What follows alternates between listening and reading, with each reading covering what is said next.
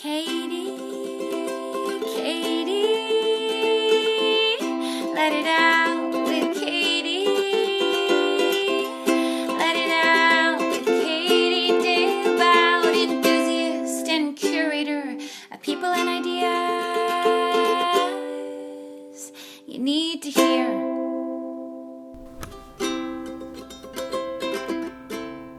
Hi, welcome back to the podcast. You are listening to Let It Out with me. I'm your host, Katie Dalebout, and today on the podcast I have Ash.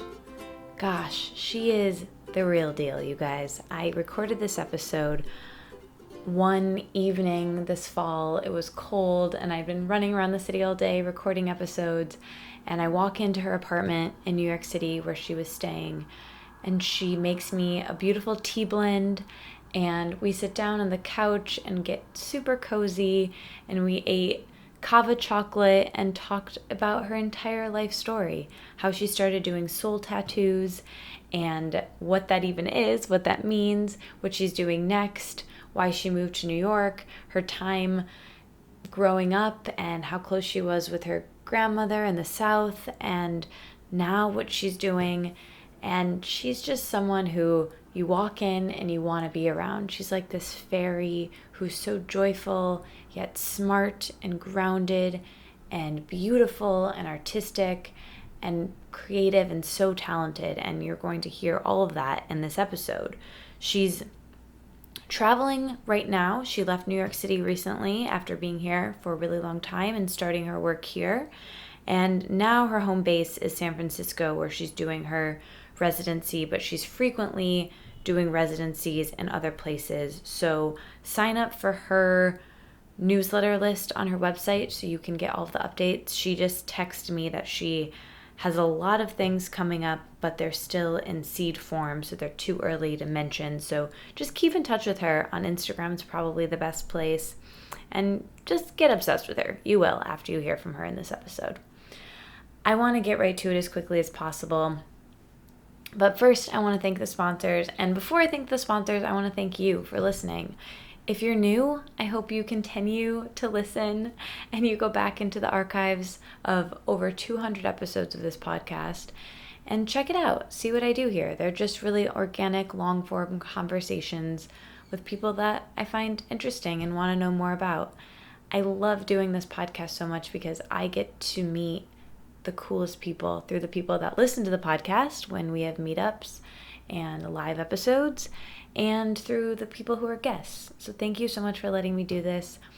It's the second to last episode of the year for this podcast, and I'm excited for 2018. I'm excited for change and growth and expansion. I'm excited for more time. I'm excited for resting. I'm excited for making things and being creative. What are you excited for? Let me know. What are you hoping to accomplish and achieve? I want to know. I hope that your travels for the holidays are going well. I hope that you have a peaceful holiday season, whatever that means, whether you're around family. I hope that that is peaceful and calm and loving and uplifting. Those are all things that I hope for and can only hope for around my family. Doesn't always happen. Frequently doesn't happen. But I think the only thing I can control is how I react to those experiences. And I hope that I react calmly and happily, and there's joy within that. And I hope that for all of you guys too. And if you are spending time alone or with friends, lucky. No, you're lucky to be spending time with your family, with your friends, whoever you're with, alone, whatever you're doing. I hope you enjoy it and you get out of it whatever you had hoped. And I hope this episode gives you a little bit of comfort. Okay, well, I'll just leave it there. And here are the sponsors that I want to thank, that I'm so grateful for allowing the show to be made possible by these brands that I genuinely love so much. First up is Juice Beauty. I had the founder, Karen, on the podcast a couple weeks ago. And I have become obsessed with these plant pigmented products. Their skincare line is made of only natural ingredients, organic ingredients that make your skin feel amazing. And I genuinely use them. I wash my face every night with the green apple cleanser, and knock on wood, my skin has been really great. And their makeup, I love so much. I use their powder. It's like you're not wearing any makeup at all. I love their lip products. Everything is pigmented with plants, and it feels luxurious, but you know you're not using anything synthetic, and it actually works well. Everything is certified organic from farms, mostly in California, and the makeup actually nourishes your skin, which is really rare for makeup. Gwyneth Paltrow is their creative director of their makeup, and her skin's amazing. So anyway, everything is vegan, everything is organic, which is crazy. So many skincare lines use really scary ingredients, so it's nice to know that what you're putting on your skin, our largest organ, is actually really healthy and wonderful. I also want to thank Juice Beauty for giving you guys a discount code. If you are listening to this podcast, you can go to juicebeauty.com/letitout for 15% off your order. You don't even need a code. juicebeauty.com/letitout for 15% off your order. Support the sponsors, support the podcast, support the work that I'm doing. That means so much to me, and I genuinely love Juice Beauty. So thank you so much. Also, this week, Bob's Red Mill is also a sponsor. And you guys, what perfect timing to have this company that makes the best gluten-free and paleo flours and vegan products. And they're really, really great. And I've been actually going through their website before I was recording this to kind of shout out some of my favorite products. And their granola is really good. They have gluten-free granola that I've had before that I love. And I use all of their flours, their flaxseed. But what's cool on their website is that I'm noticing right now, there are all these cool recipes. Gluten-free orange almond pear cake, winter lentil salad, gluten-free gingerbread cookie dough bites. Oh my God, these look so good. Anyway, go check out their website because, I don't know, I want to make all of these recipes. I think they're user-generated. And then I went down this wormhole with Bob's Red Mill, and I started to meet Bob and his wife, Charlie. And you guys, they've been doing this since 1952. Oh, no. They met in 1952. They're so cute. You can see their photo on the website. They look really old and really lovely, and they're baking. So anyway, go check that out. You probably already use their products. I do. I've been using them for years. And you might as well use our discount code. So if you want to get 25% off your order, use the code LETITOUT at checkout. That's LETITOUT, no spaces, for 25% off your order. They have the best gluten-free products, no cross-contamination. So if you have celiac or know someone who does, make sure you get your products here. Everything is the highest quality and minimally processed on their stone mill in Oregon. Very cool. Thank you so much, Bob's Red Mill, for sponsoring this episode. Okay, here's my conversation with Ash. I know you're really going to love it.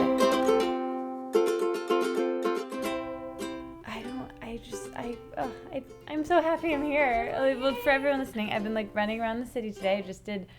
I had 3 interviews this weekend, 1 yesterday, and then 2 today. And it's so perfect to be ending with one that just feels so cozy. And I've been excited to talk to you and get to know you for months now since we connected. And I emailed you, and then I met you briefly at Minka, and now I'm here. And Yay. So thank you for doing this. It's perfect timing too. Good. Yeah. Oh, it all worked out amazing. So I've been loving starting this podcast in the present before we get to you and your work and your story and soul tattoos and your future. In the present, what have you been contemplating, realizing, learning, thinking about today or in the last week or month? What's been on your mind, basically? Well, I've been really focused on integrating. It's been a month since I left New York, and now I'm back. Only a month. And I feel like so much has happened. I've been going through so many amazing transformations, had so many beautiful experiences, so much expansion over the past month, and I'm back and now trying to just integrate and bring the grounding and expansion that I found back into like this hustle and bustle and energy of the city. So just bringing forth all of the self-care practices that I've been doing, really trying to just find peace in the present moment. Yeah. Sure. Let's talk about New York and the city. So you grew up in Florida, Fort Myers, you said? Fort Myers and also New Orleans. Oh, cool. And then you went, there's so many places we could start, but I think we'll kind of go back. You went to college at the Savannah College of Art and Design, I read. Did you always know that you wanted to go to art school? Yeah, I think since I was a kid. Yeah. Were you always artistic and doing art things? What was growing up in Florida like? Well, not to go too much into my childhood, No, please do. This show is called Let It Out, or as much as you're comfortable with. And I meant to tell you this before. Just speak freely, and I can edit out. And if you say something that you don't want to say, or tell me later, or whatever, just pretend like it's just us. It is, but you know what I mean. Well, I grew up in kind of a traumatic household. My parents were really young when they had me, and I lived mostly with my grandmother. And she was just a magical creature. She worked with plants. She read tarot, basically the same things that I do. And she really, really encouraged me to express myself creatively. So we were always doing lots of fun projects, so much painting, like taking photos, ceramics. We would always turn her garage or her entire living room into like a giant art studio. Wow. So just, playing with flowers, that really shaped me, and I found so much comfort and safety in that expression, so I just continued it always. Wow. It sounds like that part of your childhood was really magical. So magical. Beautiful. Were your parents around? Not too much. I lived kind of in between, like from ages, like when I was really young until I was like 7, I would spend maybe like every other weekend with my dad, and then I would spend some weekdays with my mom, but I would spend mostly like summers and winters with my grandmother. Yeah. So most of the time I spent with her, and I lived at her house mostly, even though I was like bouncing around. Was your mom living with her as well, or was she living? Briefly. This is my dad's grandmother, or my dad's mom, but we like all lived together at one point too in her house. Yeah. And then your parents split up? When I was 5. Okay. So did you have brothers and sisters? I have brothers and sisters now, but I didn't from like my mom and my dad. I'm the only one. I had, when I was 8, my brother was born, and then my mom... So your parents remarried, or...? Yeah, my mom remarried. She had 2 sons from her second marriage. So I have, my brothers and I are 8 and 18 years apart. Wow. Which is pretty crazy, but it's also really beautiful because I get to have, with my youngest sibling, I can have kind of like a second mother or like fun aunt kind of relationship, totally. More than like sister. Yeah. Are you close with your parents and now siblings? Not too close. I'm closer to my mom and my siblings now. Now that I'm a little older, we're all a little older. Yeah. And I get to have like now that my brothers are older, we can have more of a relationship. Yeah. Then you said you were in New Orleans for a period of time. What brought you guys there? My grandma. Yeah, she was her like fiance, boyfriend, owned a bunch of like restaurants and clubs there, and we lived there and had a really beautiful like French Quarter, luxurious little life. Wow. What were the ages for that? I was like 4 to 7-ish, off and on. So we would just walk around the French Quarters, eat beignets, wear flower crowns. Was that wow? That's so beautiful and cool. Was that artistically inspiring to you in your work? That's so inspiring. The energy of New Orleans is so powerful, so magical. You can I've never been. Oh my gosh, you have to go. You can feel the spirit there, like in the 3D. Like that's what I've heard. Being grounded and present in your body, you can still feel the magic. It's also like that small B heat makes it like really easy to connect to that energy. Just really, really magical, really creative. The music there is amazing, so inspiring. Would you ever want to live there? Probably not. I kind of always thought that when I was like in my 40s, 50s, I would like go live in New Orleans, but it's a pretty small town. It's really humid. Yeah. It's not the best place for work. There's like most jobs are like in the tourism like industry. I'm not sure like what the spiritual community is like beyond like psychics and mediums. Yeah. So your grandmother was this beautiful influence on you, and how did she get into tarot and everything spiritual and plant medicine? I don't really know, honestly, because it was just a part of my life from since I can remember, so I never really questioned it. And she died when I was 18, and when I was a teenager, I didn't really care too much to ask all these questions, but she, in Florida, worked on the beautification committee for our town, so she, did gardening, landscaping, made the town beautiful, basically, and she, polished crystals in her garage. These are just, all her hobbies. This sounds so cool. She was really cool. Wow. So you're very close with your grandmother. She raised you. You went to New Orleans for a period of time. Then you're back in Florida. You're in high school. Did you, as kids do in high school, did you kind of move away from the spiritual and that sort of thing? Definitely. Like thinking it wasn't cool?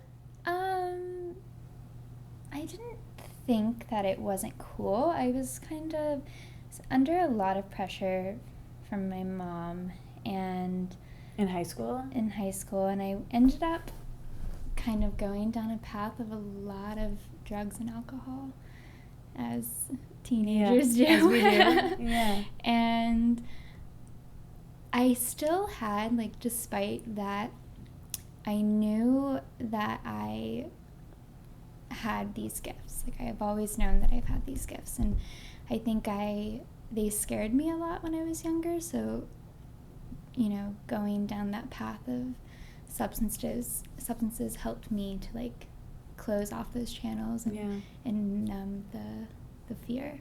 Yeah. So you're in high school, you have these gifts, you're aware of them, but you're really not using them in any way. But you're focused on art. Was that a focus in high school? I was always creating, not as much as I should have been or wanted to, but art was always a passion. Did you know you wanted to, after high school, go to art school? Yeah, definitely. I only applied to one school, and it was SCAD. So that's a very amazing art school from what I know about it. What was that experience like, getting into the school that you wanted to be at? What was college like? It was amazing. I actually ended up dropping out when my grandma died because I then went down a spiral of grief, and I moved to LA and I went to fashion school for a little bit. But that's also when my channels started to open up and I started to really focus on my spirituality and my own inner healing and, practice the tarot and do all of that. So when she died, I read that you inherited her tarot cards and a lot of things from her. Was it unexpected when she died? Oh yeah, it was not unexpected to her, 'cause she's also a very amazing psychic healer woman. But it definitely was really, really shocking to me. Was she sick or? She wasn't really sick. She suffered from a lot of chronic pain, a lot of like unhealed wounds, but there was never like anything wrong with her that they could find ever. Yeah. Like she had been, So it was sudden. Yeah, she had been like in and out of doctors, you know, dealing with her pain for a few years, but she was only 59, so she was very, very young. 59. Yeah. Oh my goodness, I'm so sorry. Thank you. So when that happened, were you guys still really close? You obviously weren't living in Florida anymore.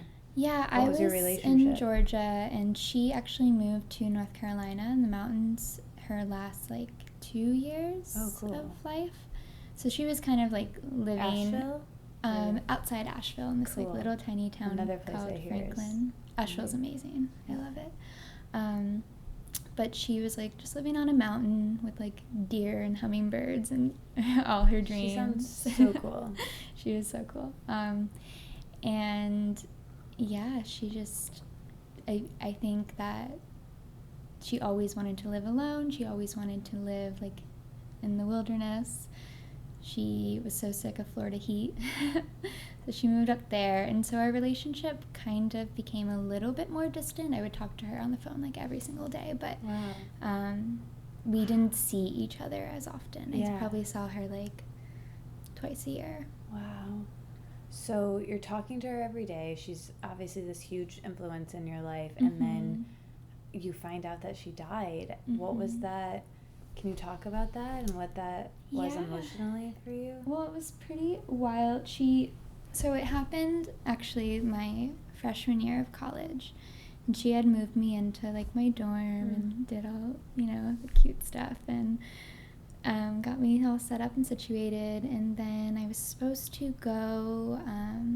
So she was really like a mom in your life, and around the age that some moms are. Because my parents had me so young. She was actually like the age of most of my friends' moms. How old were your parents? My mom was 20 when she had me, so pretty young. Where was I? So she moves you into your dorm. And she was... So I feel very nosy during this podcast, but is this okay? Yeah, I mean, I don't normally talk about this stuff, but... That's why I love this podcast, because I feel like I can just like get to ask all the things I'm curious and like really get such an intimate picture of someone's full. This is a love letter to you. So. So I was supposed to go have Thanksgiving like holiday break with her. At my school, the like holiday break was from Thanksgiving until January. It was really long. So I was going to go spend the whole time with her in North Carolina. My mom wouldn't have that. She basically threatened me to come home, and so I didn't get to see my grandma. And as soon as I drove home, like a couple days later, I think it was like on Thanksgiving, she called me and she was like, just want to let you know I changed my will, so you can have everything, and I'm sending you like this cool leather jacket, which is actually on the back of the chair there. Oh my god. She's like, I'm sending you my leather jacket. That's a very cool leather jacket. It's really cool. She's like, I'm sending you the leather jacket. Let me know when you get it. Some other things, like whatever, like very casual. And I'm like, okay, this is like a weird conversation, but cool.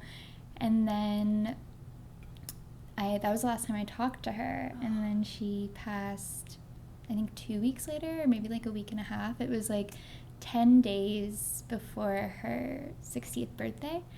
And she had always said that she will never be old. She had this thing against like getting old. She refused to be old. But she definitely knew. And she died very peacefully. Something happened to her heart, but she was like in the movie theater with her friends, like seeing a movie, and and she just stopped breathing. Wow. Oh man, that must have just been such a jarring experience for you. Also, you're, basically a child at that time, and you're alone in college. So what happened next? How did you handle that emotionally? Well, I was home in Florida with my mom because it was the holidays, and my aunt called me, and so we flew to Asheville. That was like the closest like big hospital. Mm-hmm. So we flew to Asheville, and they didn't really know if she was gonna make it or not. Like, she wasn't like pronounced dead. They were still trying to like revive her, like see what's happening. It was a very like dream-like experience. I felt very disconnected like from my physical self during that whole time, and it was the first time I had seen my dad in probably like 3 years. Wow.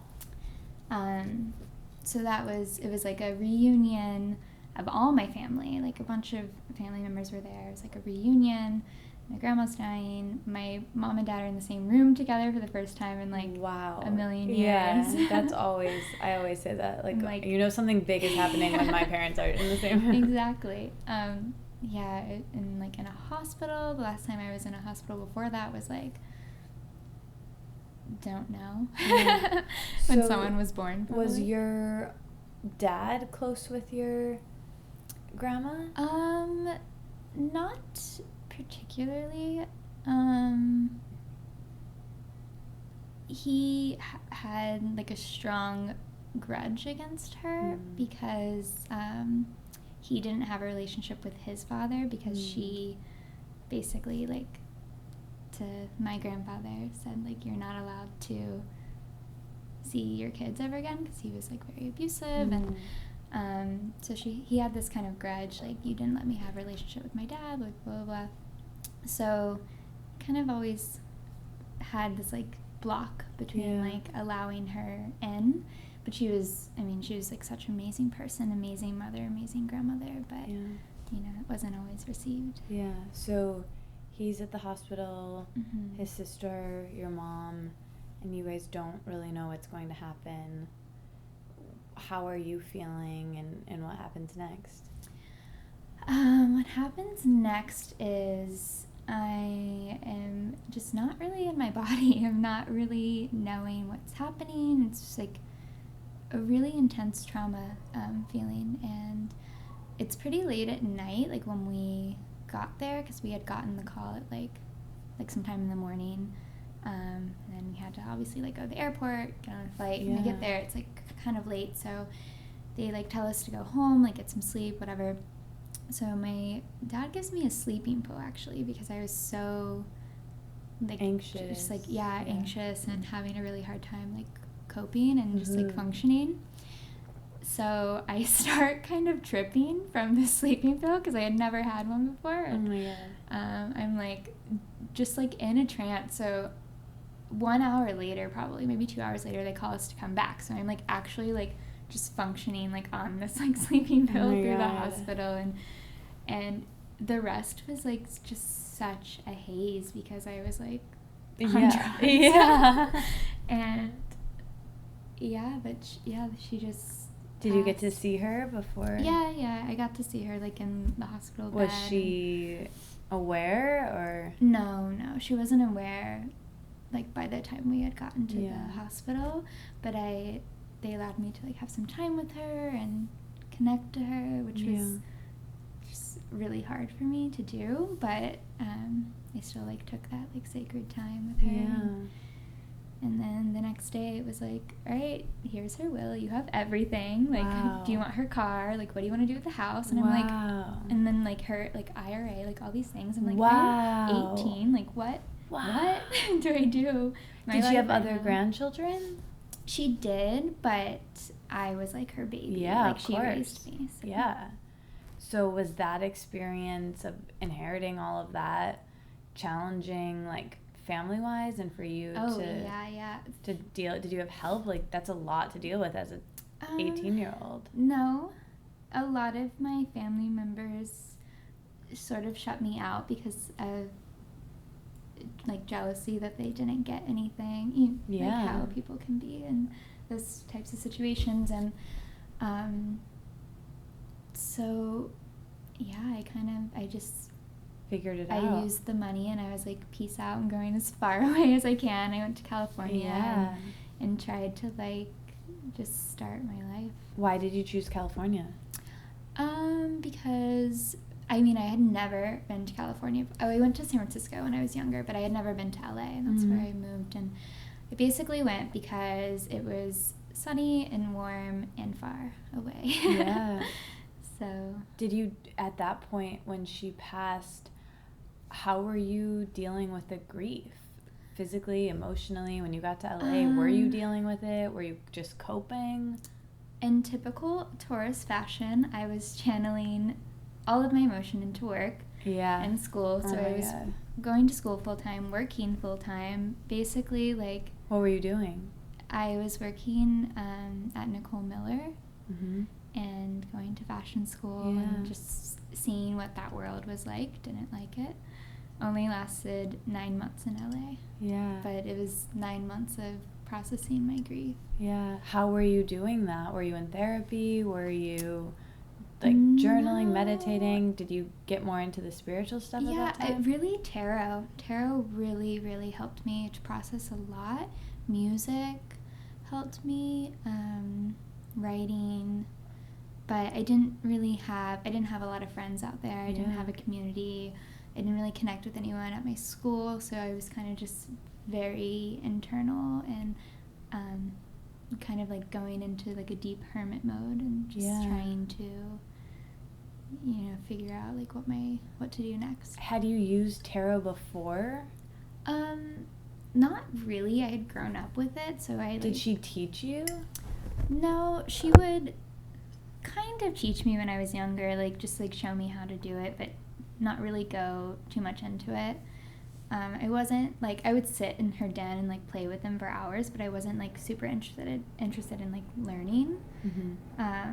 But I always felt like this connection to the cards. So how did you learn? Did you just teach yourself? Yeah, basically. Wow.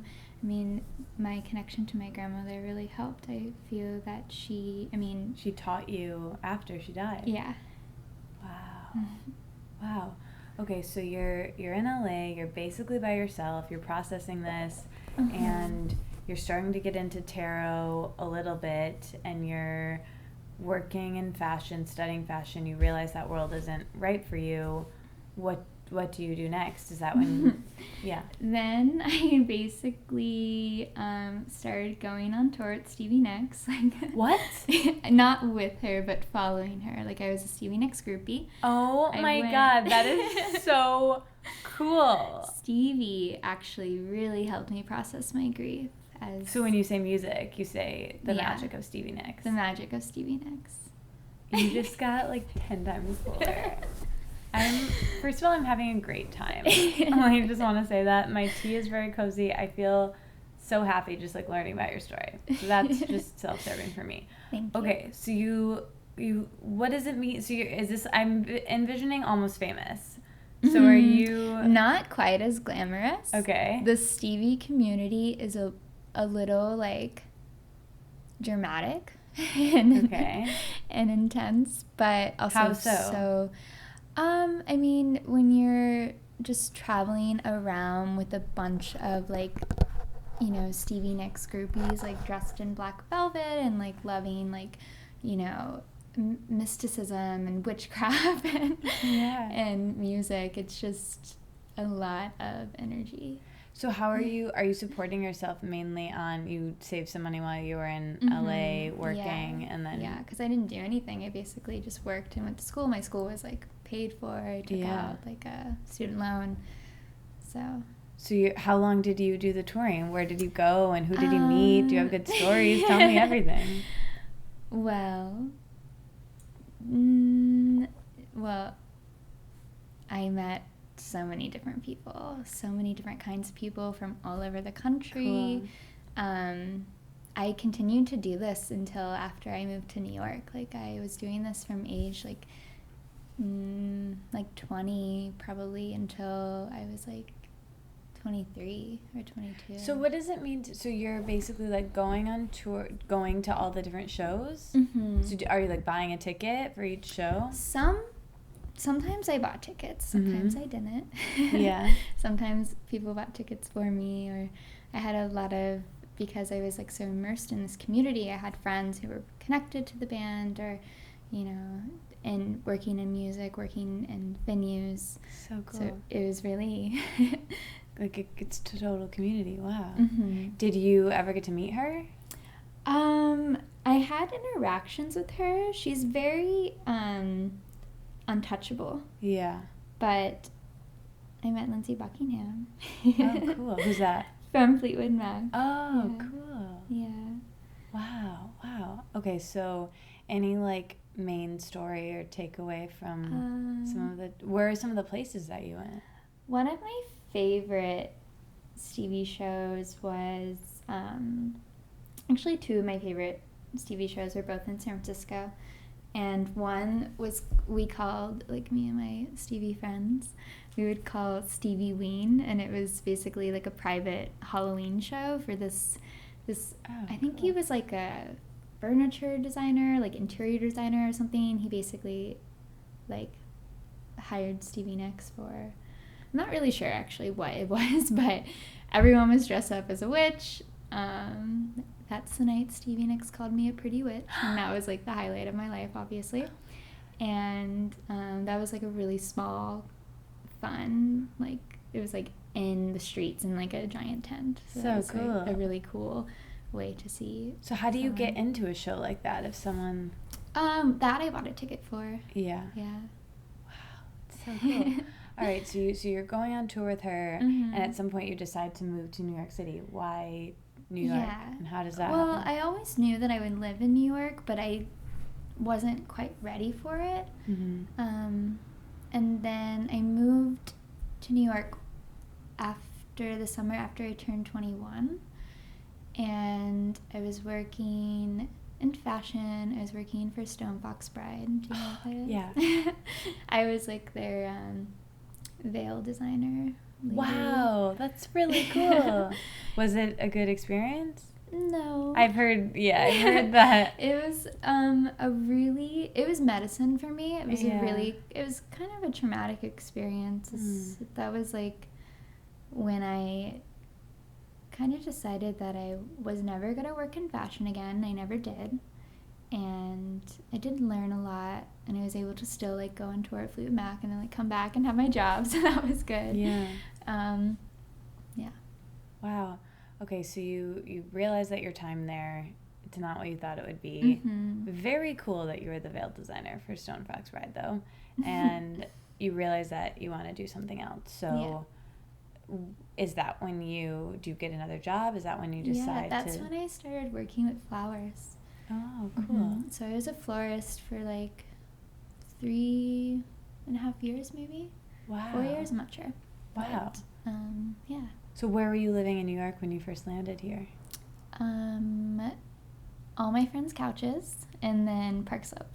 Cool. Mm-hmm. I always talk about New York on this podcast. So what was, Ruby Warrington, do you know her? Mm-hmm. She told me once that New York feels so magical, which I really think it does, because it's built on a crystal. Have you heard that? No. Yeah. She told me more things about it. I've been repeating this fact without like the actual fact for a lot, but yeah, New York is built on a crystal apparently, which is, and I think is so magical. Like my favorite thing about New York is like running into people on the street, and it feels like you're in a movie. And I've run into Ruby 3 times, just like randomly around the city. So it feels very magical. That does happen a lot. Yeah. There are a lot of synchronistic moments here. You have to definitely consciously be more aware, though, because most people running around in New York are not really in their bodies. Yeah. They're in their heads having anxiety. But when you are aware and moving more consciously, like through the hustle and bustle, you can see the magic a lot more clearly. So were you aware when you were first moving? Were you When I conscious? first moved here, I was definitely like, whoa, this is magic. This is so cool. I live in New York City. Then not so much for a few years. I definitely got, trapped into the hustle, working 3-4 jobs, doing all the things. Yeah.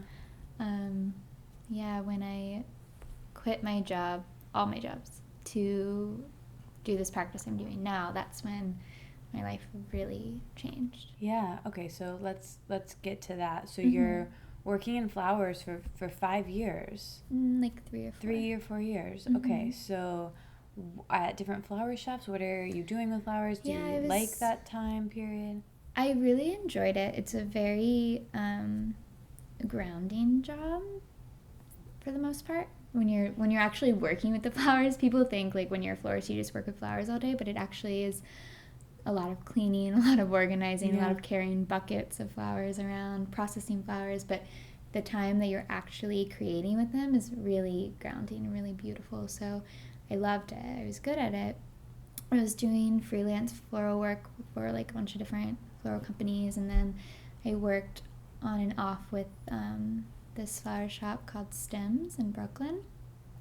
I was there for a while, and that was the full-time job I quit to start soul tattooing. So cool. Okay, so while you're working in New York at these other jobs, are you still doing tarot for other people? Do you start seeing clients during that time? Yeah, throughout the start of like my New York career, I was reading tarot. So I would read tarot at bars, restaurants, private events, parties, like cool. all the things, pop-ups. Cool. So it was always like a side thing for you. Yeah.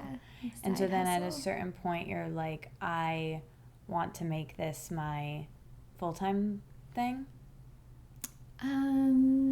It was the tattooing that became the tarot is like just like a side part of the tattooing. That the tattoo work is what I felt like I purposely needed to be more immersed in.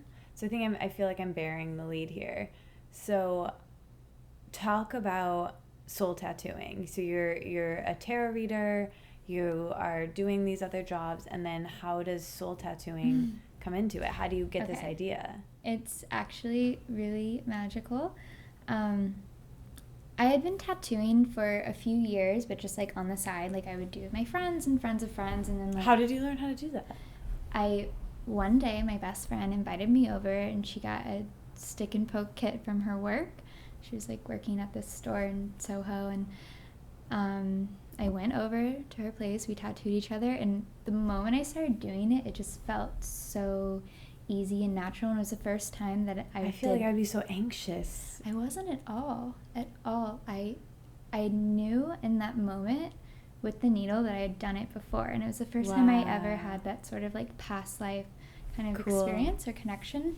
So I was doing it just like for fun, not really making money from it, but immediately I got press though. Like I don't know how, it just started happening, and that was kind of like the universe nudging me to step more into it, because I had never like gotten press with anything else, but I didn't really take it too seriously. I was still like trying to really... What was the press?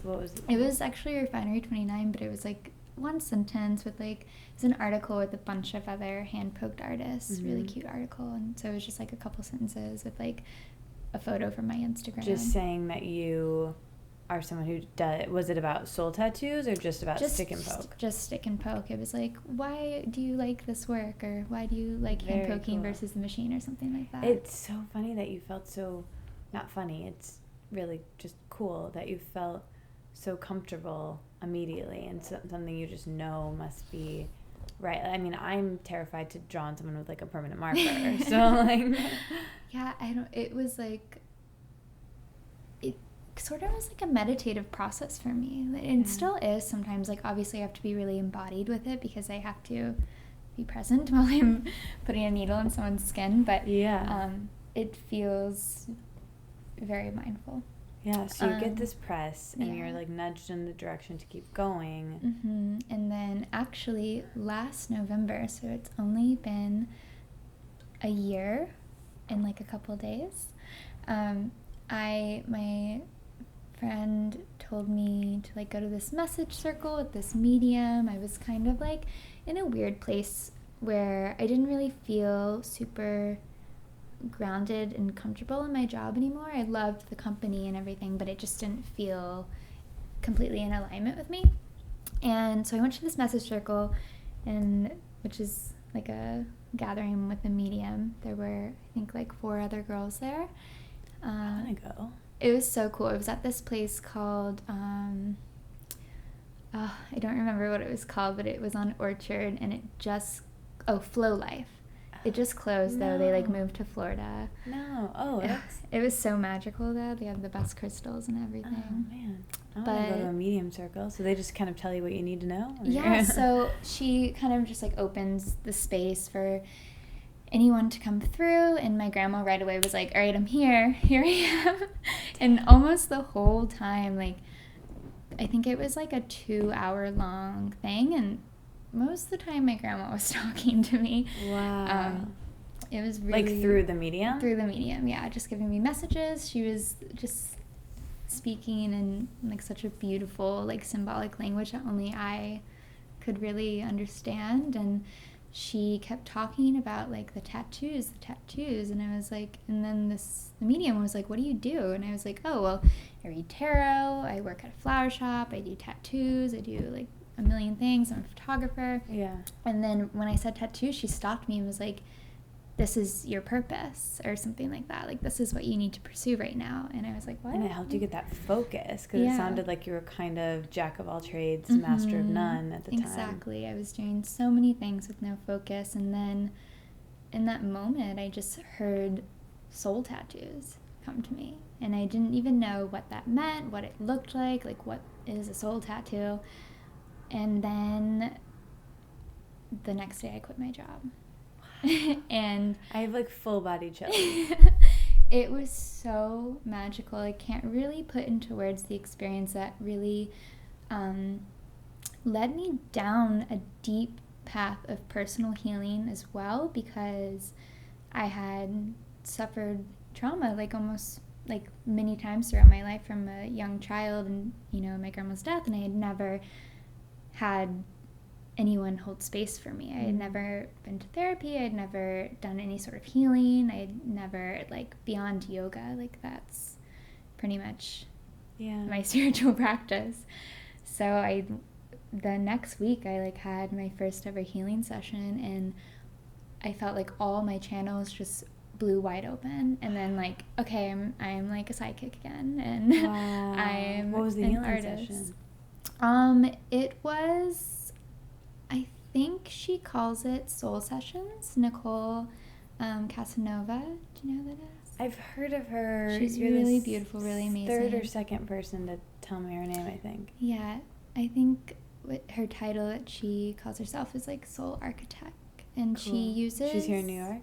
Mm-hmm, in Brooklyn. She uses Reiki, and you do just, like, a meditation with her. I think it probably is different for, you know, each client. But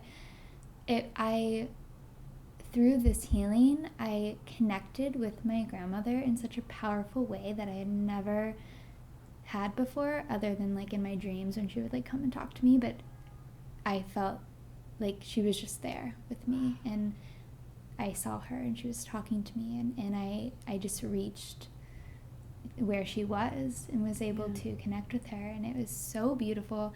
I left and, like, started seeing her name everywhere, like, that night on my way home. What's her name? D. Which is, like, a random name. It's not, like, D-E? super common. Mm-hmm. I saw her name, like, on a neon sign, like, as soon as I, like, walked out, and just... she was really guiding me towards this work. Like, she was just telling me to, like, keep doing it, keep evolving, keep healing, and keep, you know, because if you're going to be a healer, you have to focus on your own inner healing. Yeah. So I went down a path of healing. I got my Reiki attunements and started doing soul tattoos at Mingi. Yeah, how did you connect with Mingi? That's a funny story, too. Someone had emailed me, like, a random person that I didn't know. I can't remember her name now. I can't even find the email now, but I swear it happened. Yeah. This girl emailed me and was like, my friend is opening, like, a wellness healing center in Lefferts. You have to be a part of it, like, teach workshops. Because I also previously, rewind, one of my things that I was doing was teaching workshops through all of this. What kind of workshops? Doing dream weaving workshops where I talk about, like, sacred symbolism and astrology, numerology, and we basically Cool. like make a dream catcher and like weave intention into it. Oh my God. It was really fun. That sounds lovely. So she was like, you should teach like these workshops at Minka, and I was like, all right, well, I'm about to go out of the country for 4 months, but when I get back, Where were you going? I was traveling around the world with an ex partner. Okay. And which is a whole other story, but so yeah, she told me to like connect when I got back, and as soon as I got back and I started working back at the flower shop, and I started consciously like removing a lot from my life, a lot that was kind of blocking me from really moving forward and like finding clarity in my purpose. And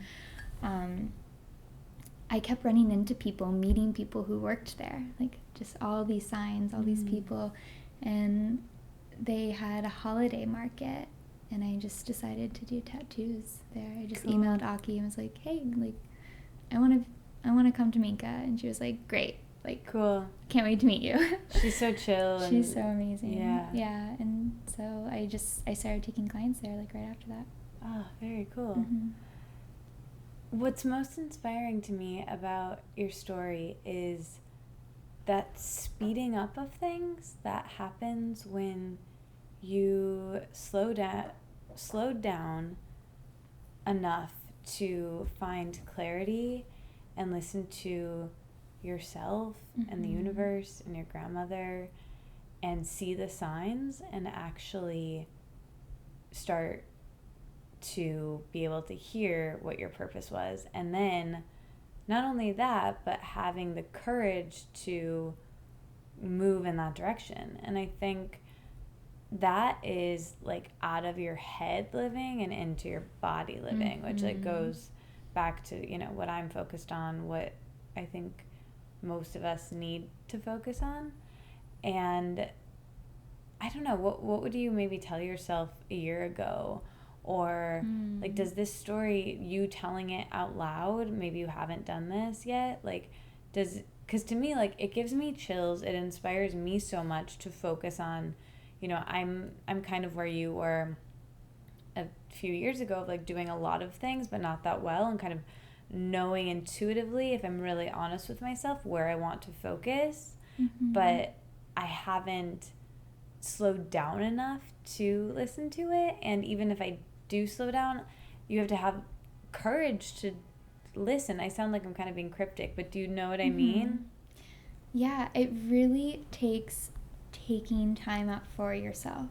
Yeah. Because we aren't giving ourselves enough time. We aren't spending enough time with ourselves. We're constantly at work doing a million things, seeing people in our free time. Like, we're, you know, if we do have a moment of like chill time, we are not being super conscious about it. You know, most people are trying to just tune out, watch TV, or be on their phones, whatever. It takes really grounding into your body and listening deeper. Yeah. And trusting what comes from that. How did you know to do that, and how did you remind yourself to do it? I think I'm sort of a workaholic, so when I quit my job too. and I was just like, all right, whatever, I'm gonna do soul tattoos. Like, I don't know what this message is. I feel it in my bones. I don't know what it means, but I think it involves these things. I'm gonna try it. And once I just stopped working so much and slowed down, I just felt like myself again, and it all just came. Oh my God, I just said this to the last person I interviewed. These interviews are always such a mirror of where I am from what I ask and what comes up. And as soon as you said that, my whole body was just like, that's what I need to do. I just need to slow down and create space. Yeah. Somebody said this quote to me. I don't even remember who. Oh, the interview I did on Saturday. Someone said, this isn't her quote. I think she heard it from someone else. But when you make space, the universe fills it. Yes. Isn't that a good one? Yeah, that's so good. Like, there's some quotes that just like go right in. Yeah. She said that, and my face went like this is an audio podcast, but like my jaw dropped, because it's scary to make space, but when you it takes a lot of trust that it will get filled. Yeah, that's trust and surrender. and faith that you will align and be able to receive the things that want to come in. Wow. Oh my gosh. Okay. I haven't looked at my notes one time. We covered a lot, but I wrote down so many things I want to talk to you about. So I usually never read people's bios or talk about them at all on the podcast, but yours really hit me hard, and I actually wrote down a piece of it. You say on your website that your work is geared towards identifying deep-set patterns and energetic blocks that are not serving our higher purpose, and how to shift those so that we may heal, honor our truth, and align with our soul purpose and path. And now that I read that, like I said, I thought it was beautifully written, and it's so interesting how that's completely from your own life story. So do you find, I'd love for you to talk about that a little bit in your own words, and how do you help other people do that now through soul tattoos and the work you do now? I mean, the core of that's just another way of saying what you said before, just like create space so the universe can feel it, because we hold so much in our bodies, and we're not even aware of it, energetically, emotionally. And by, to identify those, we have to go really deep within ourselves. We have to do like the deep inner work, and most people are like, oh, I don't have time for that, or I don't want to, or I don't need to. People are not, consciously really doing that work all the time. But when you make the decision to do that, then you are making the decision to change your life. And through soul tattooing, it's really, we do like spend a lot of time talking about like through the tarot and just channeling what comes through me, and see like what are your blocks, what is blocking you. Is it the people in your life? Is it your job? Like anything toxic, I call them like the devils, like in tarot. The devils are anything that's like holding you down. And the first step is really identifying those so you can remove them. So then we talk a lot about like what medicine you need, and that's where like the plant medicines really come through for me in a powerful way. And we'll talk a lot about that, and just whatever medicine might help you create that space and help you align with your purpose. When you say plant medicine, what do you mean exactly? I mean the plants themselves and what medicine they contain. You think about like spirit animals. It's kind of the same thing, but plants. So flower essences, or essences, yeah, just this symbolism and energy of the flowers. I use a lot of flower essences in my ink, and then I'll recommend like a series of like plants to work with to my clients a lot of times, but a lot of times just the flower that we use, because flowers are probably in my tattoos like 95% of the time. Just the medicine of like that symbol on your body is enough to start that process, because of the energetic properties of this work. Because it's not just ink on skin, it's also like a light tattoo, like it's an energetic imprint of that medicine. This is so cool. Okay, so to me, this is such an innovative idea. Like, there's so many healing modalities, and there's so many healers out there in the world, which I think is great. Some, but I don't want to say better than others, but I think some more skilled and more empathetic than others. But I think that this is such, to me, you're the only soul tattoo artist that I've ever encountered, and the only one I think that exists. There aren't many people doing this work, but it isn't really, it seems and appears innovative to this timeline that we're living in, but it actually is such an ancient practice. The art of tattooing is so old, thousands and thousands and thousands of years. I think the first like recorded, or the first tattoo that in history that is known was like 12,000 BC or something. Like, it's such an ancient art. And then before that, like, what do we not know, like, about the origins of it? I believe the origins of tattooing are galactic, but in how it's performed as we know it with like ink and poking it like into your body, it goes back a really, really long time. And it was used as medicine. It's in the same way I'm doing now is how it's always been practiced. Yeah. It's just not how tattooing is used in our modern society. And in ancient times, it was used as a ritual art. Yeah.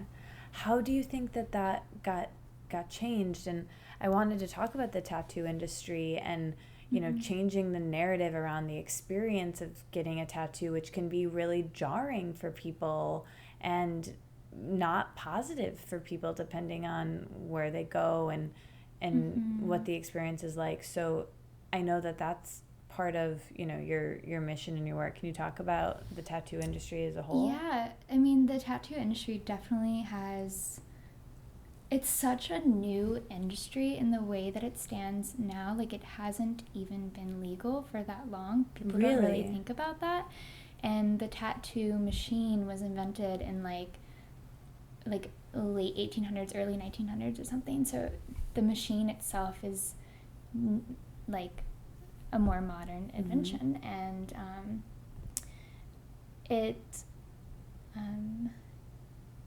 it just turned more into a novelty and became a very masculine industry when really the origins of this work is very feminine. It's in ancient Egypt. This is like my favorite story of tattooing ever.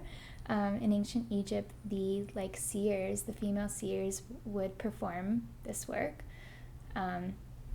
as like a ritual art in tattooing only women, like only the women worked with this, and they would tattoo women's like womb spaces and like inner thighs to protect with like childbirth, sex, cramps, like just the process of being a woman.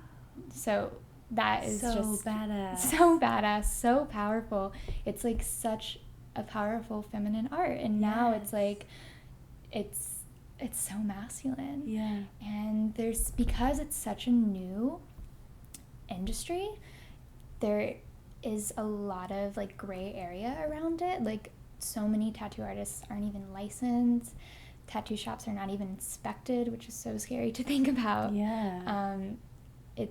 There's like, you have to be really conscious about the artists that you're connecting with, the shop, to even like receive a tattoo that's like done safely. Wow. Which is crazy to think about because everyone has tattoos. Like, everyone's mom has tattoos. Like, it's become like such a normal standard thing. Wow. So when you decide that you're making this your purpose and you get that clarity and you get that download and you're off to the races essentially with what you want to be doing, do you then have to learn all of this and get the licensing and figure out all of that? Was that overwhelming to you? How did that feel? No, that happened it was just like another thing I mean, having a license is really good. Like, I wanted to do it like for myself, but I also know like it's really just so like the health and safety regulations, which are really important, but there's no formal like training of tattooing. Yeah. So you want the license so you know how to practice safely, but the learning is like if you apprentice with like a tattoo artist or you teach yourself, like most artists teach themselves. Did you your first couple sessions with clients that were not your friends and people you didn't know, do you ever have fear, anxiety, or let the client's fear or anxiety impact you at all? Like, you're doing something that's permanent on their body. I never really have been anxious about that. You think that I would because it's a permanent thing, and because I just knew that I was supposed to be doing that. I didn't have any doubt around it, so I wasn't like, Yeah. Well, what's interesting about soul tattooing, which I think is so cool and so alluring, is that usually I know some people, I guess, who have gone to a tattoo artist and been like, do whatever you want. Mm-hmm. But usually, for the most part, people that I know go to a tattoo artist with a very specific either design, or they design something and have them recreate it, or a picture or whatever. But for the most part, and I want to hear the process, like what is the process of getting a soul tattoo? I would love to tell that on the podcast. But, you know, for the most part, I think, or my perception from reading Dina's article and from, you know, what I've learned about your work has been that people come in without any design and not even the location on their body, and you prescribe that because it's a healing thing. So someone like me, I just got on the wait list for 3 years from now, because you have the 3-year wait list.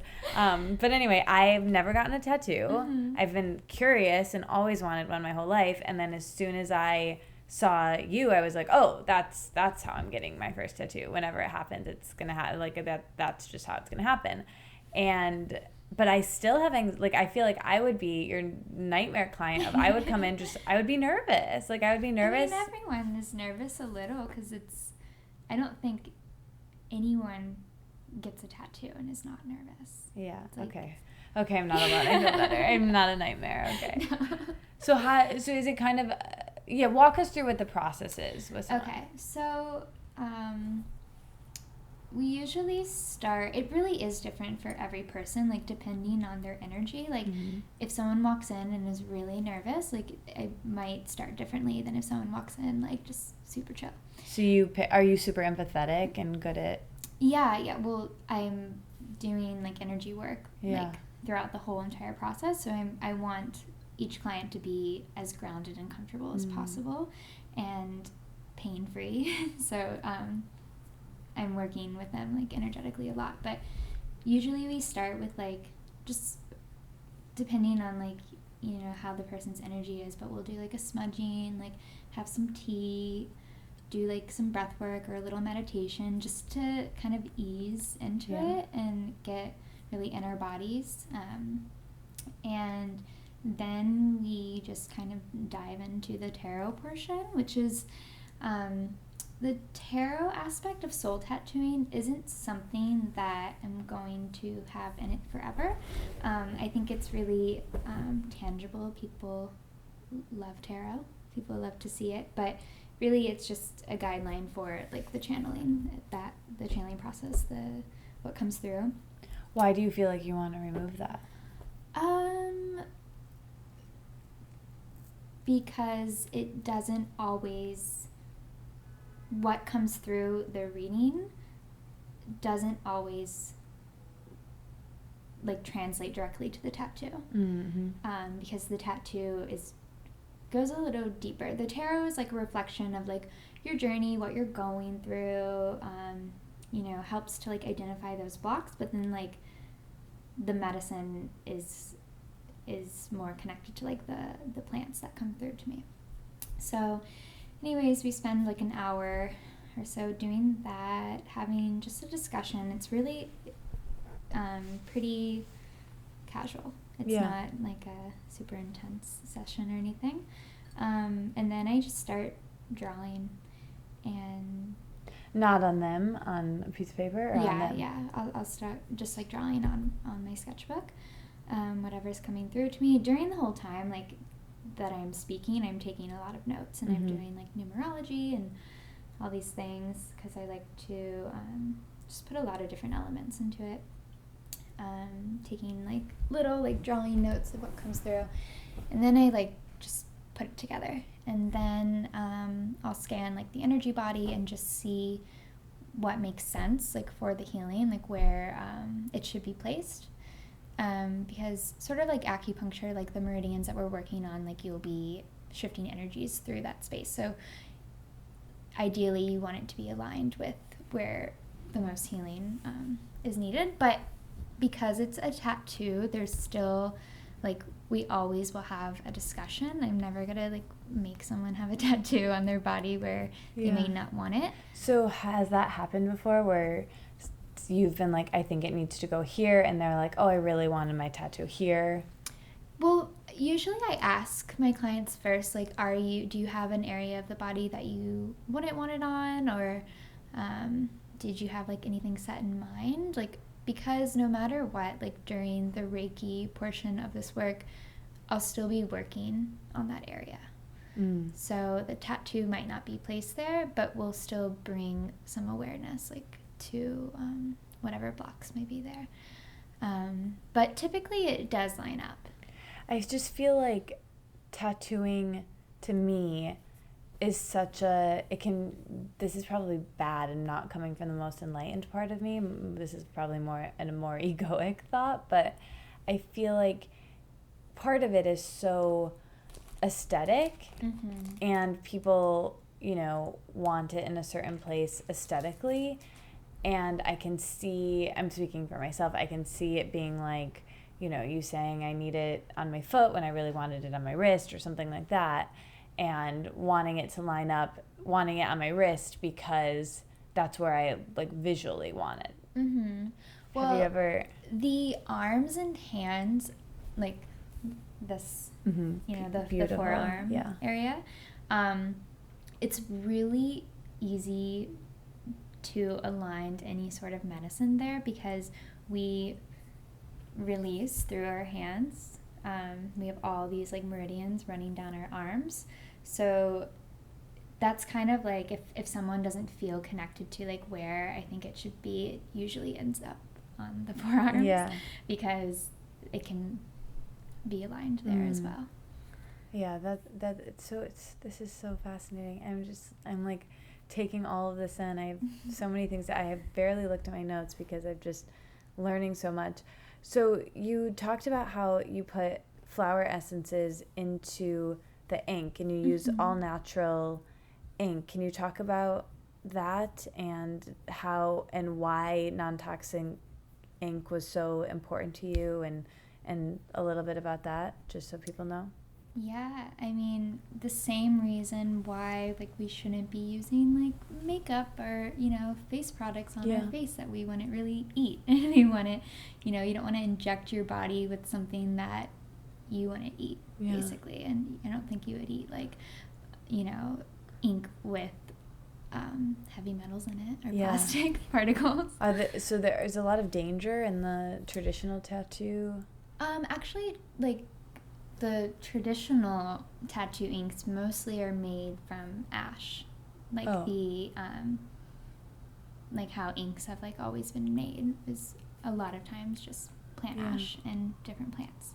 So that is a project of mine for the future. But there is only a few inks on the market that don't have those toxic elements. Yeah. What about the pain? I know on your website that's a frequently asked question. So what do you usually tell people about who are worried about the pain? Well, on my website I have that it's such a mental sensation, pain, and if we are just being mindful and more in our bodies throughout the experience, shifting our awareness, focusing on your breath, you can really like not even feel it. A lot of my clients will be in a really meditative state because of the Reiki too, which is really relaxing. Some people fall asleep. Only a few clients have fallen asleep, but it's depending on like where it is. Of course, there are some areas of the body, like if you're tattooing right on the bone or something, it's hard to make it completely pain-free. That is something that I'm working on, but for the most part, like there is a way to make it the pain super, super minimal, and it's the energy work and just working with the client to like shift their energy down. Yeah, cool. So I wrote down in my notes that to ask what the response has been, but I think we've kind of, talked about how the response has been amazing, and I mentioned that there's a 3-year wait list that I signed myself up for in New York City, and a wait list in LA, and people want you to come to their cities, and you've gotten all this big press. Did any of this surprise you? How have you taken this on? I feel like what's so awe-inspiring to me, and I just am so proud of you, even though I just met you, like I'm so proud of you and happy for you, you. is that the speeding up of things that happened when you align with your purpose. It's like, it's crazy to me that this was less than a year ago and all of this has happened because, like you said, you made the space, and then it's like that lady said, the universe has filled it and there's been this speeding up. So talk to me about how you're feeling about this. I mean, it's definitely been a conscious effort. Like, I've had to continue to create space whenever I felt like something big was going to come in. Usually also as a message I needed to make room for it. So I'm constantly continuing to create space because I know that this work is really important, and I love working. But it definitely has been challenging. I am not one, like, my ego doesn't really love to be in the spotlight or be seen in this way, so I've had to release so much fear. So many, judgments on myself. It's forced me to do more of the inner work too, because I know that this work is going to make me be seen. It's going to force me to be, and where the work is even taking me beyond soul tattooing and how it is now is really being more in the light and speaking more about these teachings that come through me. So I have to, like, get over a million fears every day. But it's also really beautiful. Oh, it's so cool. So your hair, I'm looking at you right now, and it's beautiful lavender, which I love, which is the next color I'm doing my hair. Yes, it looks so good on you. I also had pink hair last November, and you did too, and that was a symbolic color, and this lavender is now a symbolic color. Can you talk about that? Yes, I love this question. So I have this amazing colorist. Her name is Roxy Darling, and she does intuitive color healing. Cool. So it's, like, amazing. It's beyond. It's sort of similar how, like, my work at its core is just an art, but it's bringing a spiritual aspect into the art. So she's doing that with hair. And is she here in New York? Yeah, she's in Brooklyn, in Bushwick. And so, she came to me for a tattoo. She was just a client, and then she was telling me what she was doing, and I was like, whoa, like, I definitely need that. Like, I've been blonde my whole life. Let me try something crazy. And so I went pink, and pink is the color of, like, joy and generosity, and there's, like, a natural sweetness to it. So immediately, being the expression of myself with pink hair, I attracted this, everyone kind of projected onto me that I was, like, this sweet, kind, I mean, I am, but this generous, sweet pixie fairy. And after a while, I was like, I don't know if I want to be the sweet, childlike pixie fairy. This work is not, child's work. It's powerful. It's powerful. So when I just got my hair done, like, 3 days ago. Looks beautiful. Or something, and I went to Roxy, and she immediately, I was like, I'm thinking, like, purple or lavender, and she was like, I brought lavender because I knew you were gonna want lavender hair, and she says that lavender is the master color. So when you have lavender hair, you the color lavender actually raises the consciousness of people. It's like the so color cool. Therapy of it, and she calls it the master color. So it's a much more, like, powerful energy to have as an expression of yourself. But as I step into this work and I'm being more embodied in it and I'm allowing myself to be seen, I thought that was important to feel this energy too. So cool. I'm gonna copy you and do it. It's like I want to you should go see Roxy. Wow, that's so cool. I keep saying this, I'm having a great time. It's so funny, like, I'm a little bit sleepy. Like I said, I don't usually do two of these in a day, and it was the perfect, like, this is, I'm going to get to the questions I ask everyone now, and I'm really excited to go through them with you, but it's just your energy and being around you really make people feel so cozy, and I can just see, I'm, like, looking at your workspace and being with you. It's just, this is really wonderful. Before we get to those questions, talk about, you were in New York for 5 years total? 5.5. 5.5. why did you decide to leave New York and move to LA and travel? I didn't know what exactly the next move was for me, but I had this like intuitive download around this time last year, like around the time I birthed soul tattooing, that this was going to be my last year in New York, or the coming year would be my last year. And I had a pretty strong feeling that I would be gone at the end of summer, and I left at the end of September, so kind of the end of summer. But I thought that I would go to California, like get like a yurt and just like live, you know, a mountain lifestyle and like have a studio out there. But immediately my guides told me to expand and detach from any expectations I had of what was to come, and it's because I'm supposed to be traveling right now, and I'm supposed to not be attached to any place and have a home. And my cat's here in Brooklyn, so I really miss her, but it's really expansive to be exploring in this way and getting to see the country. And I have this car now. Her name's Artemis, and we've been traveling. Artemis! Yeah. My best friend back in Michigan has a cat named Artemis. Oh, really? Yeah, Artemis is the protector of young women, and cool. also like goddess of the hunt and everything. But is it your grandma's car that she gave you? it's not my grandma's car, but what is so crazy is my grandma came to me in spirit and like told me not to get on my flight back. I had a flight to go home to Florida, and I was gonna like buy a car there and then like drive to California. You had the flight. I had 2 flights that I didn't get on, so but whatever, it's okay. And so the next day, like my going away, like gathering with all my girlfriends, one of my friends was like, oh, my roommate's selling her car. Its name is Artemis. And it was exactly what I was calling in. I only had like 3 things on my manifestation list. Like I wanted it to be white. I wanted it to be a Toyota because they're like super reliable and inexpensive. And I wanted to have a sunroof. And it had those things. And it was from Franklin, North Carolina, where my grandma was from. Or where she lived. What? Yeah. And it's such a small town. They don't even have like a fast food restaurant or like anything. It's like they have like one in all kind of like thing there, and then it's just like mountains.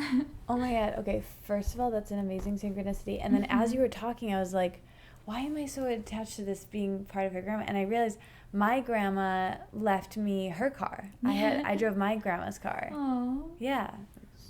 Funny. And it was a Toyota.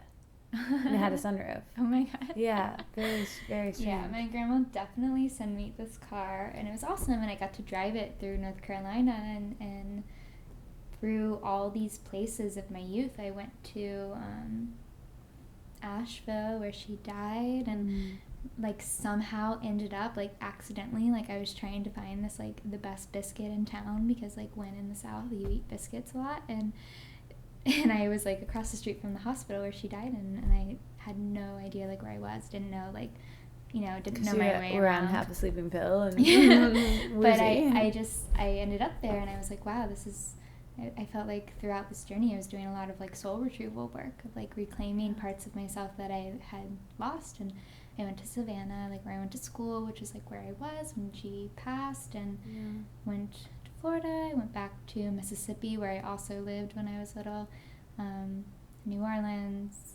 Texas, like made it all the way to California, and yeah, it's only been a month since I left, but I felt that I couldn't expand anymore in New York. I had like kind of reached my limit of expansion with this work and how I want to grow it. Yeah. Wow. So powerful. So, okay, I want to ask you the questions that I ask everyone on this podcast.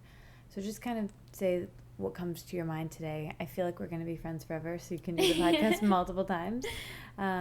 We talk about body image a lot because of my story, and I think just women in general deal with body image as something we think about. So have you ever struggled with body image, and how the way I usually frame this question is, how do you make, a bad body image thought not turn into a bad body image day or week or month? How do you shift and bring your thoughts back to? Well, I grew up with intense body image issues. My mom has pretty intense body image issues, so she was really strict with me. I had lots of like gaining weight, losing weight, eating disorders, all the things that young girls move through, And old girls. And it really I developed a pretty annoying allergy after college, and that made me start focusing on my body in a different way, and it helped me actually connect to my body. And even though it's a nightshade allergy, so I can't have like French fries or tomatoes and all these amazing things, but I'm so grateful for that because it forced me to be healthy and just like take control over my body. I think that for a long time I tried to I never felt comfortable in my body because it never was, I didn't grow up around people who had positive body image. Even my grandmother, who is such an amazing person, she had body image issues too, and she never projected them onto me like my mom, but still growing up around that, I didn't, I had this idea of like what a perfect body was, and if I didn't have that, then I would never be perfect or anywhere near it. So just getting more embodied and connected to my body really changed my life, and honestly, I don't have those days. I don't know when I've had a day like that, because I'm just comfortable in my skin and comfortable in my body, and you're gorgeous. Not that should matter in this conversation, but it really is just being embodied, getting in your body, getting grounded. And what have been the effective things to get you there in your body, getting grounded? Connecting to my breath has been the most powerful ally for me. Just take a deep breath. Yeah. Let's all take one, everyone listening. Yes. Maybe close your eyes, not if you're driving. Pull over. That felt good. When you connect to your breath, you shift everything. And when I started practicing breath work, it was so completely life-changing for me. And that was only, I started doing it like consciously, like going to like circles with one of my really good friends leads them, so I just go to her circles all the time, and that was life-changing for me, to just get so connected to my body, to my breath, to feel like just that I'm a physical being. Because especially doing this kind of like work that I do, where I'm constantly like living in other dimensions, when I don't connect to my breath, then I can forget that I'm a human. Sometimes I forget that to be embodied, Yeah. Wow. And so eating really consciously too is really important. Taking time to eat, which is really hard when I was working in Brooklyn and taking clients like all the time, overworking as I tend to do. I would like forget to eat meals sometimes, and that's like the worst thing that you can do. Yeah, I think New York is interesting with that, because the big thing, there's a busyness here, there's an energy here, and there's like on a practical level of just, and I wonder if you find this, but I know for me, one thing I love about New York is that people are apt to go to things and leave their houses more and do workshops and come to events and say yes to the weird party thing, and and I love that I'm doing that here, and I think we're more apt to do that because we live in such small spaces, so we want to leave them. But a lot of my days here are like I take my stuff and I have a backpack and I'm like out for the day. Like I've been out since 9 a.m. all over the city, and it's fun and it's great, but it's a lot of on the go. And I think whoever's listening, wherever you are, I think there's an element of we all get busy as human beings, but what you said there about slowing down and taking that time with your food is so important. And it's like kind of the first thing to go when we're busy often. Yeah, just needing to be more conscious about the act of eating, the act of nourishing your body, taking that time as like sacred time to take care of yourself. Yeah. Because that's what it is. And we need to be doing it. And it's one of the few times of day where we have like a physical sensation in our body where like every other physical sensation that happens in our body we're present for, you know, like when you're like anything else that happens in your body, like why is it okay with food to be also watching TV and texting and double screening and also, you know, like if when you're having sex it's like not cool to be like doing 5 other things. Like why is it, you know? Yeah, because it's almost like people are just eating to live, you know, just like not even like eating because so they don't like starve to death basically, but not caring about what they're putting in their bodies. And it's such we have so few sensory pleasures, so to deny one of them, it's like the best one. Food is amazing. It's amazing. I want a biscuit ever since you said that. Okay, another thing we always talk about a bit is feminism and being a woman in the world and being just a person in the world and femininity in general. So what does femininity and being a feminist and just feminism look like in your life, and being a woman? How do you define that? How do you act, you know, your femininity in your life? And for me and for the women in my life, it's really just feeling empowered in yourself. I don't necessarily consider myself a feminist. Obviously, I am. But more of the work that I do is just learning to be in balance with our feminine and our masculine sides, because we are equal parts of both. Everyone is. And, you know, the goddess rising, like the feminine movement is, you know, to attempt to create that balance, but it comes back to how we create that balance in ourselves. And, you know, the masculine side is kind of like what energy we're putting out in a more like expressive or aggressive way, like what we are doing. It's like our work, you know, and everything. And then our feminine side is like how we are being receptive, how are we communing with the universe, how are we connected to our internal self, how are we connected to our emotions, and living in balance with those two energies that are inside all of us. Yeah. Oh, so cool. Okay, I could talk to you forever. Let's do the last few quick fire style. So just kind of say the first thing that comes to your mind. I'll warn you, they get more challenging as we go. Okay. Okay. Favorite color? Lavender. Favorite day of the week? Sunday. Favorite hour of the day? Noon. One thing you wish more people knew?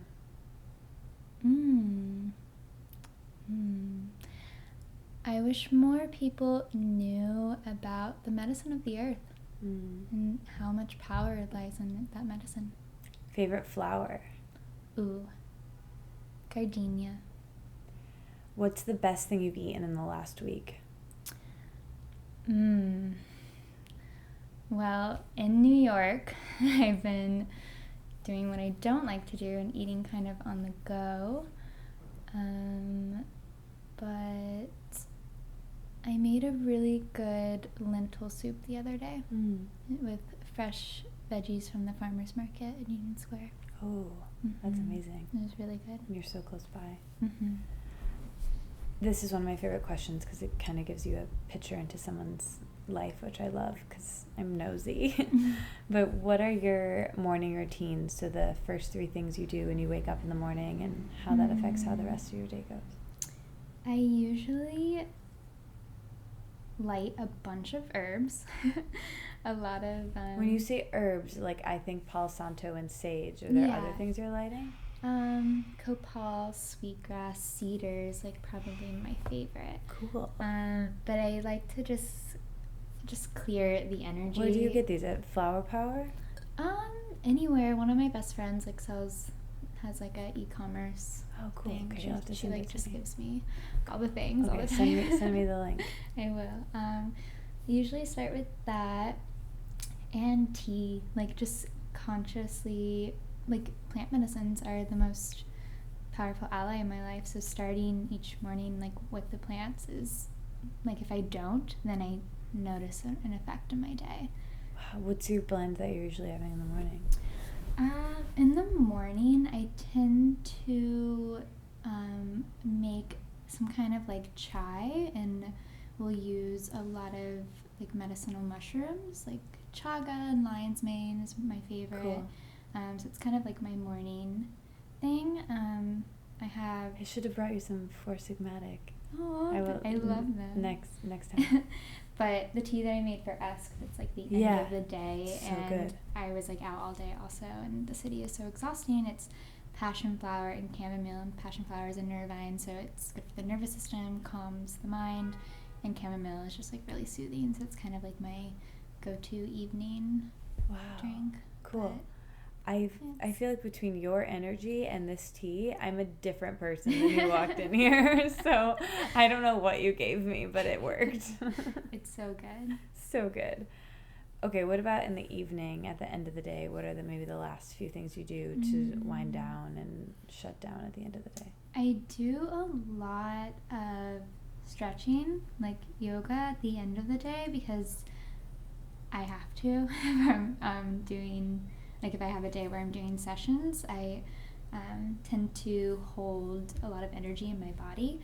So I have to, in order to like sleep well, I have to do a lot of stretching. But it's usually more plant medicines and stretching and Yeah, cool.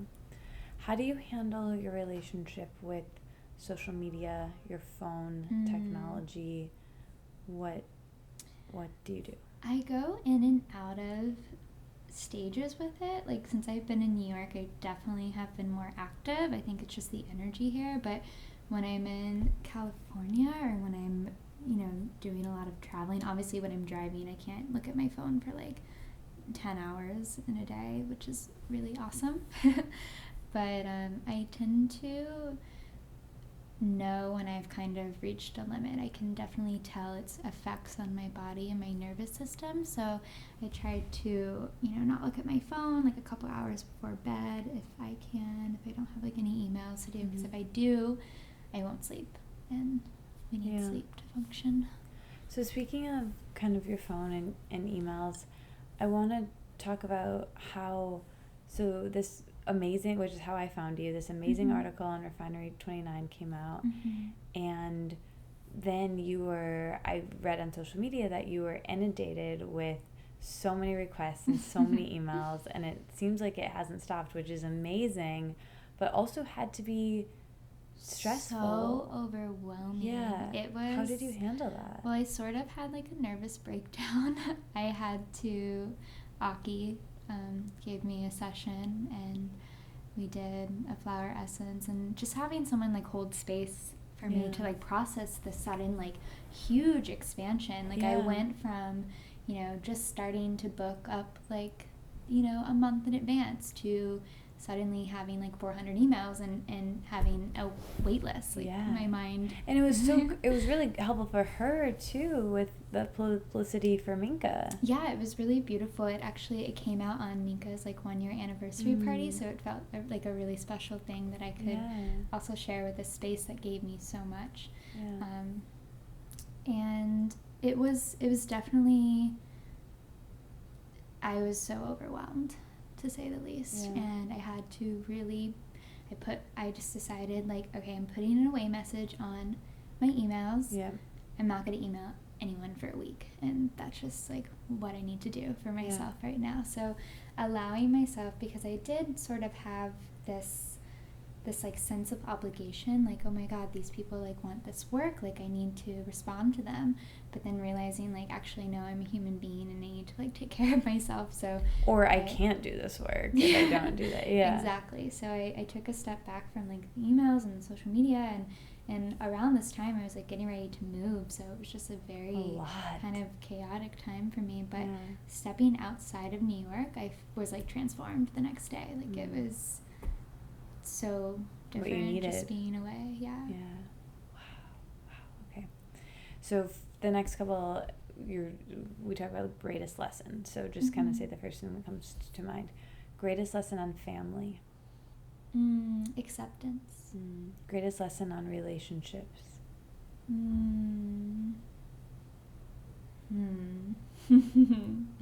didn't even get into that this podcast. That's next podcast.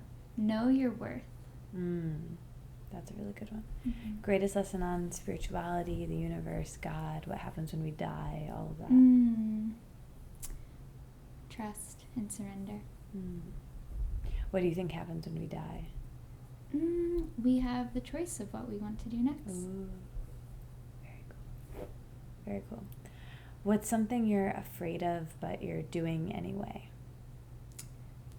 Being seen, interviewing for podcasts, video shoots. Well, you're doing amazing. Thank you. Okay, this one's really just a way to recommend things in different categories.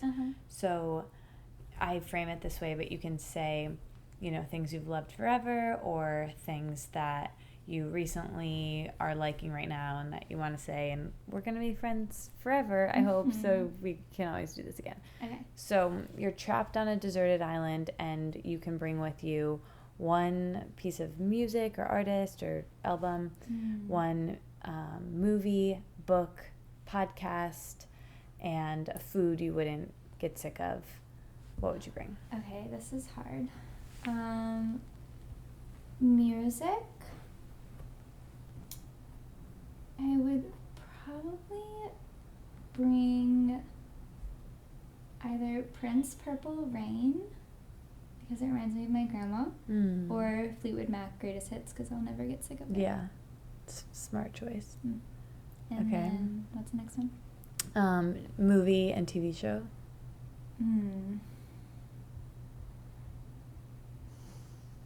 Movie.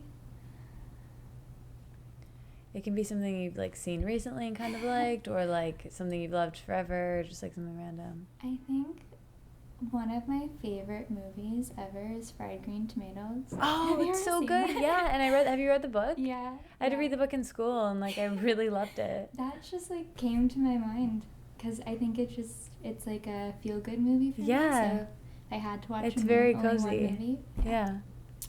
You're not the first one to say that. Several really? people have said that on the podcast, yeah. Oh, I love that.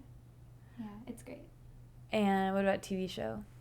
Well, I just finished Game of Thrones, so it's fresh on my mind. But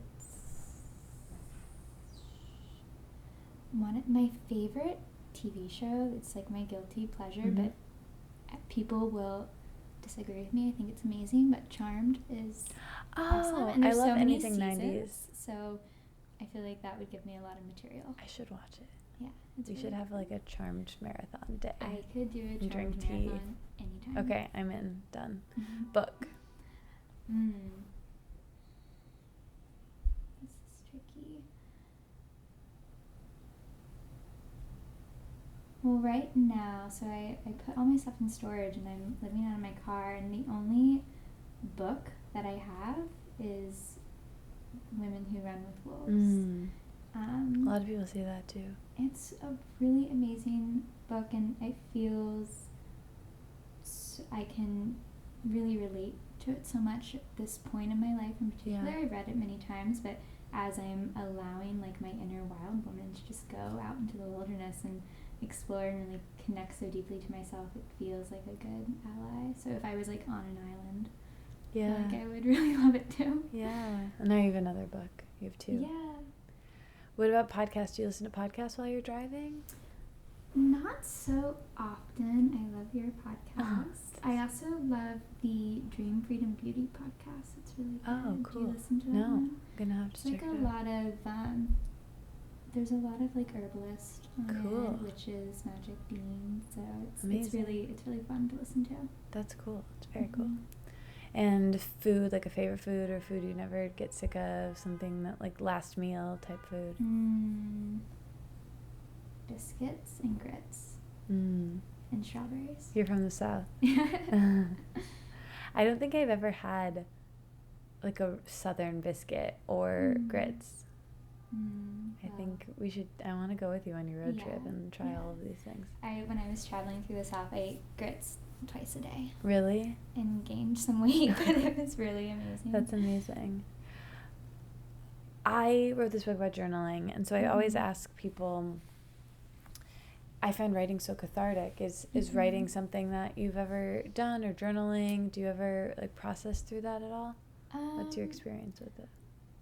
I have used journaling and writing, like creative writing, a Yeah. lot as an expression.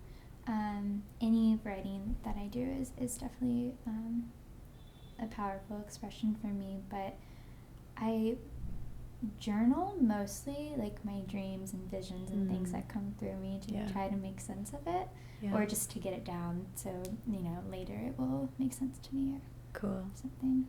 Very cool. Okay, so you're having a dinner party and you can invite 5 people. Who do you invite, alive or dead? What do you cook and eat at the party? What do you hope you talk about and what do you hope you don't talk about? So my grandma, obviously, Stevie Nicks, Obviously. probably my best friend Susan. She's like the life of any party. Cool. So she has to be there. That's 3. Let's see. Probably invite some goddesses like Isis. And who else? I'm happy to come. Yeah, do you want to come? I would love Okay. to. Thank you. You can be my 5th What are we guest. eating? So we're eating probably like a traditional Southern meal because that's my comfort food. Amazing. And it's great and get really grounded with it. Probably some chicken and dumplings and collards, some sweet tea. The amazing. Standard, typical, delicious, fatty foods. We're drinking like lavender white wine spritzers with like hibiscus. There's some magical flowers in it.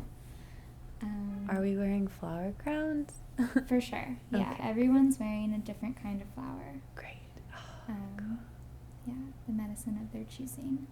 And we're talking tarot and magic and witchcraft and spirituality, traveling through the higher dimensions. I'm so honored to be here. Yeah, it's lots of laughing. That sounds like a goddamn delight. I can't wait to be there. Wow. Okay, I'm going to go home and dream of that tonight. Wow. Okay, so the name of this podcast, as you know, is Let It Out. So when I offer that to you to let things out, is there anything that you wished you would have gotten to talk about that you never get to talk about, that you wish that I would have asked?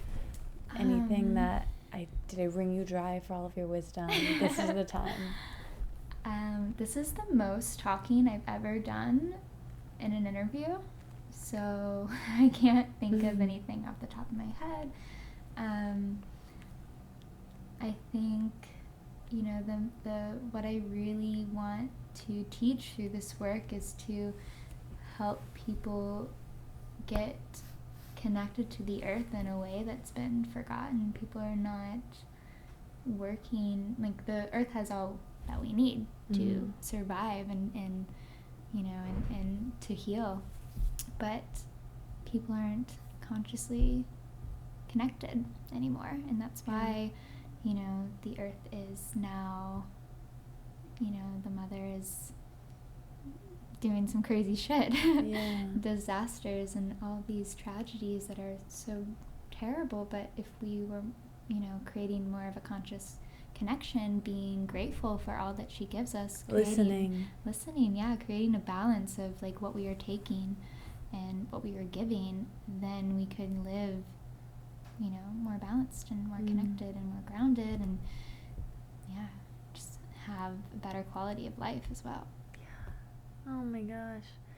Thank you so much for doing the podcast taking the time. You are so smart and wise and tuned in. Your energy is really, really, really great. And I'm actually really happy that the timing ended up being what it was. And my energy was kind of sleepy, and it's the evening. And I think it turned out to be I'm really proud of this conversation. And I feel like it's really good. Thank you. Thank you so much. I'm really honored to be a part of this. Thank you. I'm so honored to have you. So I'll obviously have all the links in the show notes, and I'll have talked about you in the intro. But is there anything specifically you want to send people to? I know your wait list is a million miles long. But well, what I'm working on now, I am working with putting out my own plant medicines, which I have so many projects that I'm working on always, but that's one that will become available soon, and get people to work with the medicine that I'm providing, but through a different way. I'm also working on maybe even by the time this is up, I'll have it, but it's going to be kind of like a soul tattoo community on my website where people can come and discuss this work, discuss how, what the work has brought to them, how their lives have shifted, and just create a conversation for people. And that will also just kind of create a web. Like a clubhouse. Yeah. Just a fun hangout on the internet. I love that. Of people who all have this cool matching thing. Yeah, because what I found through this work, it's so beautiful and cosmic that people who have my tattoos find each other in any way. That's through really just cool. I think just the energy of the work. And well, it's we're attracted to it, so we're probably attracted to each other. Yeah, it's been really awesome to see the web already forming, but now that I'm expanding myself to other places to kind of create that web everywhere.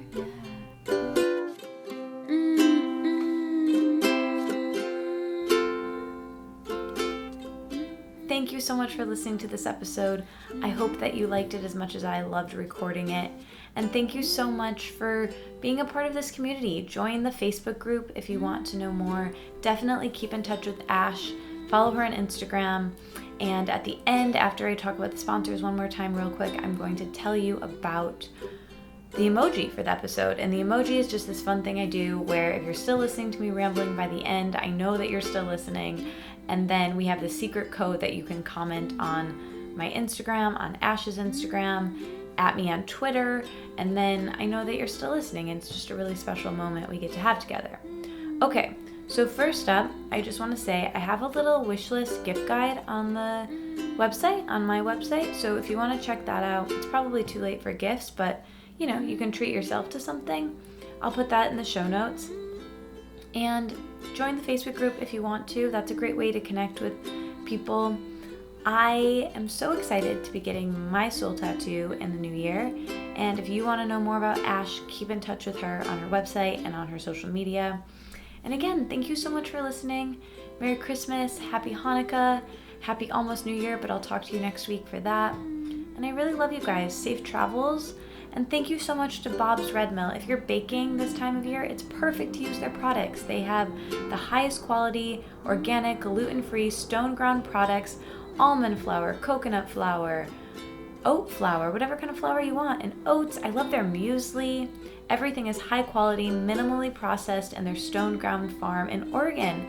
And if you want to get 25% off your order, go to bobsredmill.com and use the code LETITOUT, that's the name of the podcast, Let It Out, no spaces, for 25% off your order. Thank you, Bob's Red Mill. Also, thank you so much to Juice Beauty. You might remember a couple weeks ago I had the founder Karen on my podcast, and Karen believes that women shouldn't have to choose between their beauty and their health. and every product that they use has a health benefit. So even though it might be makeup that's making your skin look luminous and gorgeous and beautiful, it also has a benefit for your health. I love their products. I use their makeup. I use their green apple cleanser every single day, and I love them so much. If you want to get 15% off your order, go to juicebeauty.com/letitout. That's Juice Beauty, juice, like just like the stuff you drink, beauty.com/letitout for 15% off your order. All right, thank you, Juice Beauty. Thank you, Bob's Red Mill. Thank you, Ash, for doing the podcast. Thank you for listening. If you like this episode, share it with a friend. Send it to someone in your family. Maybe you tweet about it. Maybe you share it on Facebook. Maybe you leave a review on iTunes. All of that really helps a ton. Okay, the emoji for this episode is your favorite flower. We talk a lot about plant medicine, so your favorite emoji flower. My favorite is the pink one. It's the one that's light pink. I don't know what kind of flower it is, and if someone wants to tell me, that would be great. But maybe yours is the tulip, or the sunflower, or the one that looks very Hawaiian. I don't know. Tweet at me any flower you want, or a combination of flowers, and make me a whole bouquet. That would be great. I think there's actually a bouquet Instagram emoji as well. And by Instagram emoji, I just mean emoji. I'm a little bit tired, so I'm going to stop recording now. But I love you guys. Bye.